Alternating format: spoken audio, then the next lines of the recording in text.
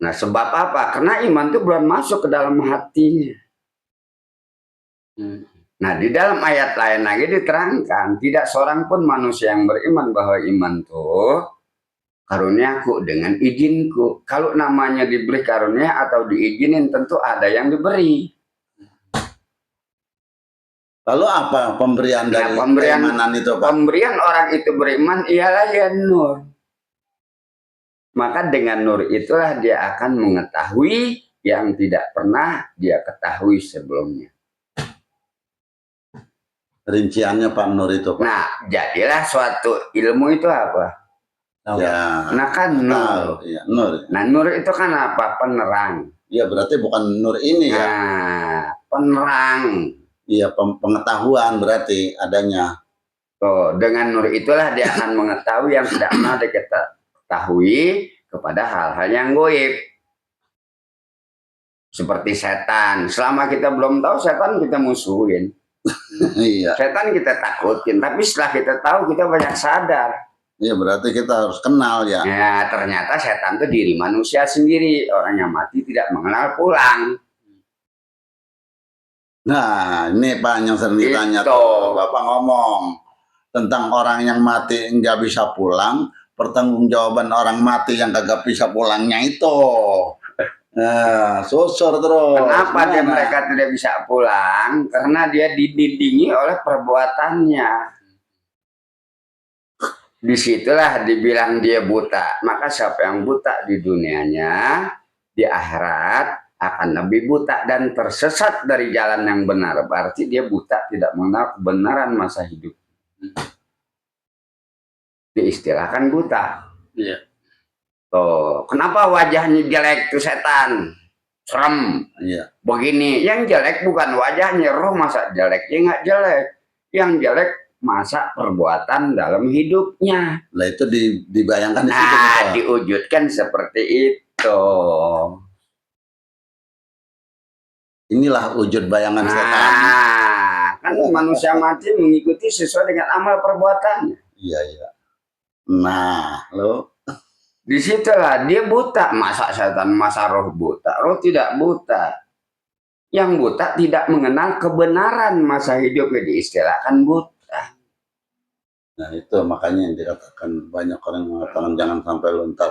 Kenapa setan suka menggoda kepada manusia? Yang setan menggoda kepada orang yang mau. Yang nggak mau nggak maksa. Yang maksa siapa? Manusia. Nah, maka janganlah ikuti langkah setan-setanmu. Semua yang nyata siapa? Nah, manusianya. Emang benar Pak manusia jadi setan, orang kagak ada. Kita setan. Harus kenal dulu, harus iblis itulah kuncinya. Jadi kalau cerita yang goib harus dengan yang goib lagi. Nah, kalau malaikat kerjanya? Nah, malaikat kan orang yang patuh dan taat atas perintah Allah. Yang tidak punya kebutuhan, selalu patuh dan taat. Sebab apa dia patuh dan taat? Dia nggak punya nafsu. Yeah. Nah, setiap manusia yang tidak memenuhi hawa nafsunya sama dengan malaikat. Nah, menjelma manusia. Malaikat. Lawanannya apa? Kan iblis. Iya. Iblis diciptakan orang yang selalu nafsu. Siapa manusia yang memenuhi hawa nafsunya sama dengan? Ya, sama dengan iblis. Nah, bedanya sifat. Iya. Bedanya cuma sifat doang. Nah, emang apa? Ya, kalau sifat 20 dibaca doang kan ya enggak. Ya, mana dapat membahas. Wujud artinya ada, maka mustahil tiada. Adanya Allah dan tiadanya Allah perlu kita ketahui. Idam arti kata berbeda-beda. Berbeda wajah, berbeda siapa lu gitu. Seperti itu ya. Ah, benar.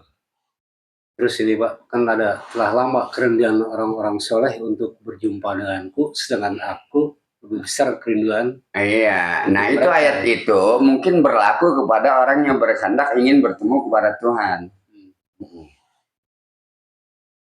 Kebanyakan orang-orang soleh ingin berjumpa denganku, sedangkan kata Tuhan, aku lebih besar kerinduanku ingin berjumpa dengan mereka. Kan gitu.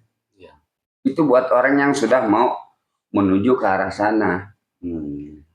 Kenapa kok bisa sulit? Gitu? Karena kita berpikirnya ingin bertemu.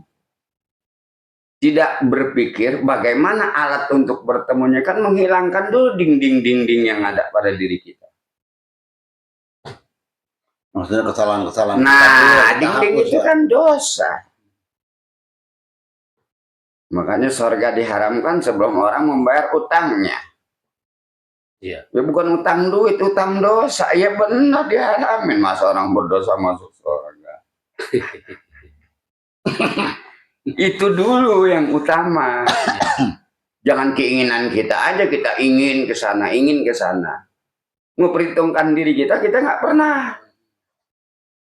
Makanya kenapa kita diperintahkan perhitungkanlah diri kamu sebelum kamu diperhitungkan nanti. Bacalah kitab kamu. Ya. Cukup dirimu yang tahu. Kita nggak pernah. Kitab kita itu kan perbuatan kita.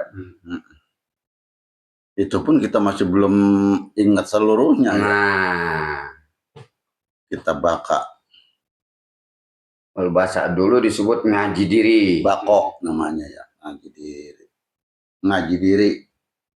Kalau sekarang ngaji apa namanya? Ngaji rasa.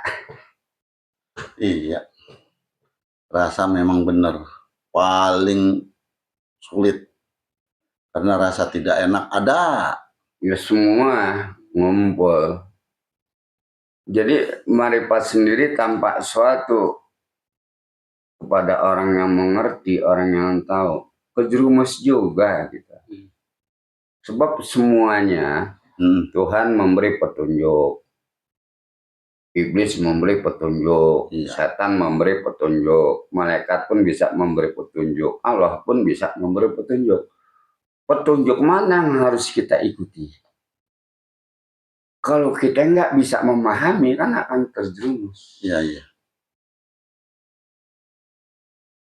Ada suara hati, ada suara di dalam lubuk hati. Yang dalam lubuk hati itu ada suara di telinga, ada suara di depan kita, ada suara di ujung lidah kita. Kita harus bisa membedakan. Kalau benar-benar orang yang tahu tentang marifat. Iya. Cuman memang kalau diterangkan dengan secara gamblang, ya memang sulit juga, sebab dia disebut ilmu khusus. Kan? Iya. Sulit lagi. Iya,